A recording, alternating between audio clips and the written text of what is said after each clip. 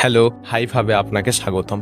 আমি সুমিত, আপনার হোস্ট। আজকের ভিডিওটি হবে আমরা আমাদের দৈনন্দিন জীবনে কিভাবে ক্রিয়েটিভিটি আনবো। শুধু ক্রিয়েটিভিটি আনাটাই আমাদের জীবনের লক্ষ্য না, সেটাকে তো কাজে লাগাতেও শিখতে হবে। তো আমরা সেটাও শিখবো কিভাবে এই ক্রিয়েটিভিটিটাকে আমরা আমাদের দৈনন্দিন জীবনে কাজে লাগাতে পারি। বেশি দেরি না করে চলুন শুরু করি। চলো আগে এটা বুঝে নিই, ক্রিয়েটিভ বা সৃজনশীল হওয়ার গুরুত্বপূর্ণ কতটা। আজকের দুনিয়া অনেক দ্রুত বদলাচ্ছে।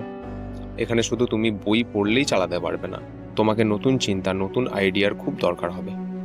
যারা ক্রিয়েটিভ তারা শুধু ভালো করেই কাজ করে না, বরং নতুন সমস্যা এলে সেটা সমাধানও দ্রুত খুঁজে পায়। আমরা অনেকেই ভাবি ক্রিয়েটিভ হওয়া মানে ছবি আঁকা, গান গাওয়া বা ডিজাইন করা। না বন্ধুরা, এটা যে কোনো জায়গায় দরকার। তোমার একটি ভালো চাকরিতে, একটি ভালো পড়াশোনায়, এমনকি তোমার দৈনন্দিন জীবনেতেও। ক্রিয়েটিভিটি এমন কিছুই না যা হুট করে তুমি একদিন সকালে উঠবে এবং এটি তোমার হয়ে যাবে। এটি একটি অভ্যাস। প্রতিদিন একটু সময় দাও, একটু ভাবো, তাহলে ধীরে ধীরে তোমার চিন্তাভাবনার ধরন বদলাবে।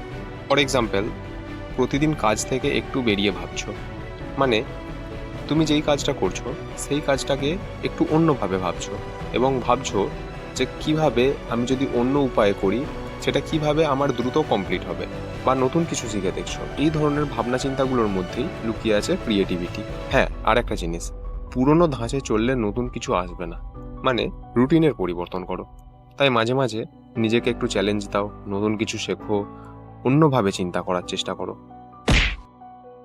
আমরা অনেক সময় একই রকম কাজ করে করে একঘেয়ে হয়ে যাই, তাই মস্তিষ্ক নতুন কিছু ভাবতে পারে না। তাই রুটিনে মাঝে মাঝে একটু পরিবর্তন আনা দরকার।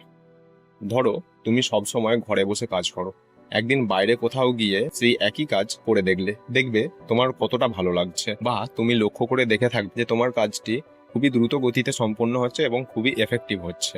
এই ছোট ছোট বদল অনেক সময় মানুষকে নতুন আইডিয়া জন্ম দিতে সাহায্য করে। মনে রেখো, নতুন পরিবেশ মানে নতুন অনুভূতি, আর সেইখান থেকেই আসে নতুন চিন্তা। আমরা অনেকেই একা থাকতে ভয় পাই বা একা থাকতে পারি না, কিন্তু জানো কি, অনেক সময় নিঃসঙ্গতা আমাদের সেরা বন্ধু হতে পারে। যখন তুমি একা থাকো তখন তোমার মাথার ভিতরের কথাগুলো শুনতে পাও। চারপাশের ব্যস্ততা থেকে দূরে গিয়ে তুমি নিজের চিন্তাকে গভীরভাবে অনুভব করতে পারো।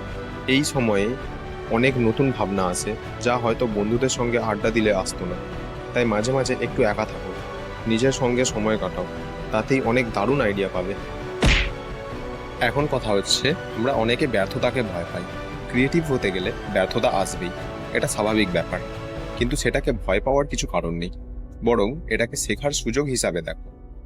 অনেক সময় আমরা যখন অনেক কাজে অসফল হয়ে থাকি, তখন আমরা ভাবি, না, পারলাম না কাজটা, তাহলে আর করব না এই কাজটা। কিন্তু এটা ঠিক না। তুমি ওই কাজটিতে ব্যর্থ হয়েছো মানে তুমি ওই কাজটি থেকে কিছু শিখলে, অন্তত তোমার ভুলগুলো বুঝলে, আর পরের বার তুমি আরো ভালো করবে। ক্রিয়েটিভ মানুষরা কখনো সহজেই হাল ছেড়ে দেয় না, বরং তারা প্রতিটি ভুল থেকে নতুন কিছু শেখে। তাই সব সময় নিজের ওপর বিশ্বাস রাখে আর এগিয়ে চলে। নিজের ওপর বিশ্বাস রাখতে শেখো, এটাই হচ্ছে সব থেকে বড় ব্যাপার। তো বন্ধুরা, এই ছিল আজকের ভিডিও।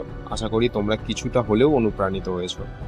তোমার যদি ভালো লেগে থাকে তাহলে একটা লাইক দিও, কমেন্টে জানাও তোমার মতামত, আর হাইভাবে সাবস্ক্রাইব করতে ভুলবে না।